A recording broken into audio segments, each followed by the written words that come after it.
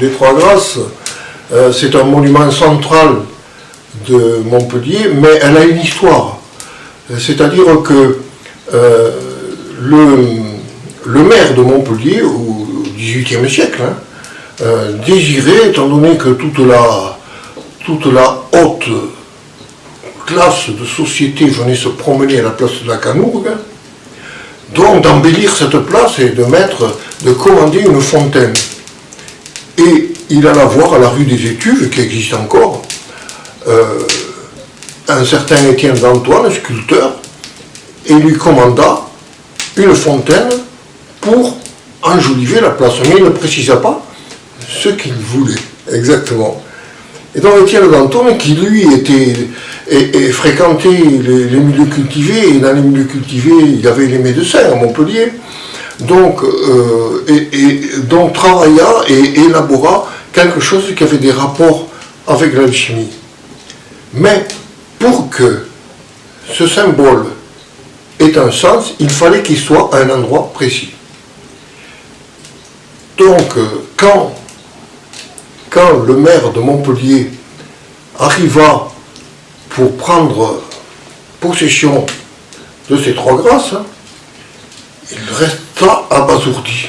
Il dit, mais qu'est-ce qu'il y a, monsieur le maire? Qu'est-ce qui vous arrive? Elles sont nues.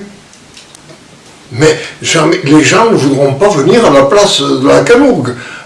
Les gens ne pourront pas accepter ça. Et puis il s'est mis à être de mauvaise foi. Oh, elles sont mal construites, c'est trop lourd, elles sont laides. Bon. Alors ça a fini où ça devait finir, c'est-à-dire au tribunal. Alors au tribunal, on fit venir des experts. Et les experts dirent tous, mais elle est merveilleuse, c'est très beau. Alors boum, monsieur le maire, vous êtes obligé d'acheter. Parce qu'elles sont belles, tous les spécialistes le disent. Et donc le maire, il est rentré chez lui en disant, mais voilà, non seulement j'ai des femmes nues sur les bras, mais je ne peux pas payer.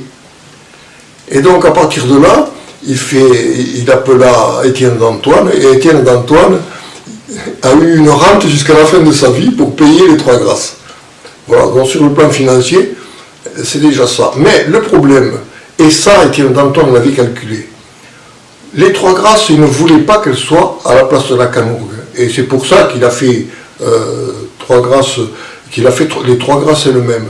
Et donc, le maire les a expatriés, si je puis dire, en dehors de la ville, en ce qui sera plus tard la place de la Comédie.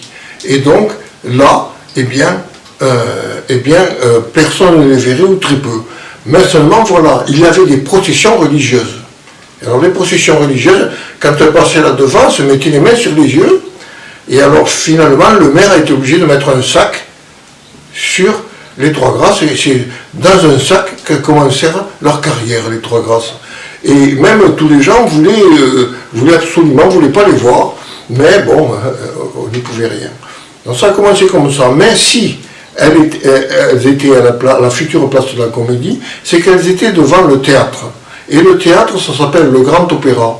Et le Grand Opéra, ça symbolise le grand œuvre. Alors, les Trois Grâces, en réalité, symbolisent le grand œuvre. Trois Grâces, pourquoi? Parce que les alchimistes utilisent trois corps qu'ils appellent le sel, le soufre et le mercure. Ça, c'est global. Mais, ce qu'il y a d'intéressant, c'est qu'elle représente les quatre éléments. Et là, vous allez m'arrêter. Parce que quatre éléments, il n'y a que trois femmes. Alors, ça ne va pas. Eh bien, bon. Eh bien, non. Vous voyez comment il a joué. Il a joué sur les initiales. En d'autres termes, les Trois Grâces ont un nom, chacune. Et les quatre éléments, c'est le feu, la terre, l'air et l'eau, hein, vous le savez.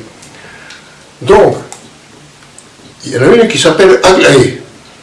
Initiale AR. Une autre qui s'appelle Frosine, initiale EO. Et une autre s'appelle Tali, initiale T, Terre. Vous me direz, mais vous voyez, j'avais raison, il n'y en a que trois. Mais seulement, il y a trois filles ou trois femmes. Vous voyez, c'est là. Et et c'est le feu. Et or, le feu a toujours été secret, donc dissimulé par rapport à l'évidence. Vous voyez comment la symbolique a joué. Et donc, ce qu'il y a, c'est qu'en alchimie, il y a réellement 3 feux. Le feu, comme celui-là, du foyer. Il y a le feu du soleil, de l'éclairage du soleil, de la chaleur du soleil. Et puis, il y a le feu des réactions chimiques, qu'on appelle exothermiques actuellement. Voilà les 3 feux de l'alchimie. Et voilà ce que représentent les 3 grâces qui sont au cœur de Montpellier. Et quand le sculpteur Baussan a sculpté, a fait le perron de l'opéra, le beau perron, là, eh bien, c'est lui qui a fait l'œuf dans lequel il a mis les 3 grâces. Et en alchimie, la pierre philosophale s'appelle l'œuf. Voilà. Donc, on peut dire que le centre de Montpellier est un centre alchimique extraordinaire. Et même, je vais même plus loin, c'est que Montpellier est la capitale européenne de l'alchimie. Les historiens me diront, mais non, ce n'est pas Montpellier, c'est Prague. Parce qu'à Prague, à la Renaissance, il y avait un empereur, Rodolphe II de Habsbourg, qui lui avait fait venir de France et de Navarre tous les alchimistes disponibles. Il y en avait tellement qu'il a fallu leur réserver une ruelle qui s'appelle actuellement encore à Prague la ruelle de l'or. Seulement voilà, si on compare le temps, la durée de l'alchimie à Prague et le temps de l'alchimie à Montpellier, il y a une différence énorme. C'est-à-dire que à Prague, l'alchimie, la capitale de l'alchimie a duré 36 ans, c'est-à-dire le règne de l'empereur. À Montpellier, 900 ans, où est la capitale. Voilà. Donc, elle est très marquée, plus que Paris. C'est vraiment une métropole qui demande à être étudiée, à être approfondie, ce que je fais d'ailleurs avec plaisir, et je découvre chaque fois, même des implications de personnages qu'on ne croirait pas du tout être de connivence, comme par exemple le cardinal de Richelieu, qui s'est intéressé à tout ça. Mais ça, disons, ça demande à être développé, et bon, ça demande aussi à être découvert, hein, parce que vous savez que Montpellier, en plus, est une ville qui a plein de souterrains, puisque, par exemple, derrière la place, à l'emplacement de l'hôtel Belleval, place de la Canourgue, il y avait derrière le château des Guillaume, des seigneurs. Et vous savez que chaque château avait un souterrain qui allait en ville très loin. Mais Montpellier, bon, j'ai entendu dire, et j'ai eu confirmation par un éditeur montpelliérain que je suis allé voir, eh bien qu'il y avait même, certains avaient découvert jusqu'à des lacs souterrains avec des cimetières. Il y avait une véritable vie souterraine qui était liée au risque de l'inquisition, de l'incompréhension par les gens du menu peuple. On peut les voir, on peut les... Alors le problème de ces souterrains, c'est que ils sont évidemment dans les vieilles maisons, et aussitôt que les gens ouvrent, souvent quand ils démolissent un mur et ils voient un souterrain, ils bougent. Donc il n'y a rien d'organisé. Moi, par l'éditeur, j'ai eu confirmation qu'il y avait vraiment un lac avec autour des tombes et probablement des laboratoires.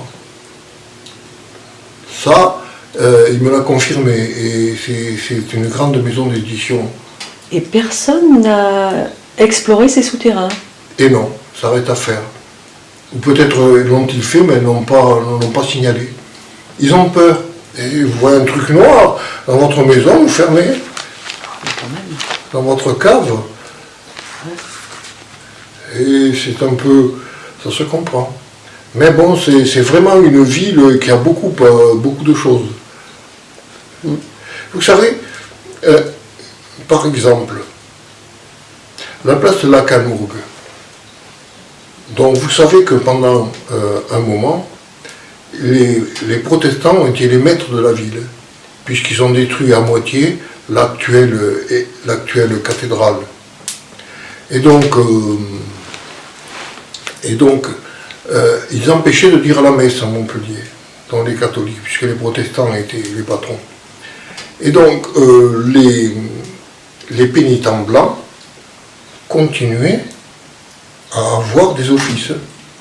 Mais cependant, et ils parlent, c'est dans leurs archives, qu'ils disaient la messe dans une véritable cathédrale, enfin une grande église, souterraine, sous la place de la Canourgue.